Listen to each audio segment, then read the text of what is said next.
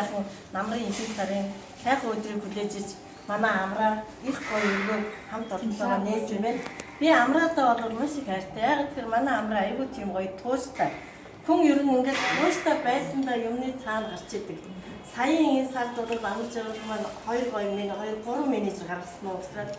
Тэгэхээр энэ бол бидний хийх ёстой ажлын маань тийм том алхам. Одоо бид нар яах гэж энд ирсэн ерөөсөө менежер бол гэж хүмүүс яриад байдаг шүү дээ. Тэгэхээр бүгдээрээ энэ сайхан үе таалганаас өргөндөө сэтгэл өндөр хангалуун ирч хүчтэй дандаа зорьсон зорилготой энэ ажилдаа энэ сайхан байранда хурдан ирж ажиллах гэсэн бушуухан ажилдаа яваа гэсэн ийм сайхан тэмүүлэлтэй хүн болгон хүссэн амжилтандаа хүрээд хүн болгон өөрийн гэсэн амьдралдаа хангалуун байх. Бидний өнөөдөр за өндөр цалин аваад байна. Бид нар санхүүгийн хэрэгцээгээр хүрээд ирэх гэхээр хүмүүс тийм ээ саяар мөнгөийг яриад байдаг байх. Үгүй тийм биш. 300 мянган төгрөгийн тэтгэвртэй хүн 300 мянган төгрөг нэмээд авсан ч тэр бол санхүүгийн хэрэгцээ шүү дээ. Тэгэхээр бүгдээрээ цалин мөнгө одоо эрүүл мэнд одоо хамгийн гол нь бид нар эрүүл байх. Дараа нь бид нар мөнгөтэй байх тийм ээ.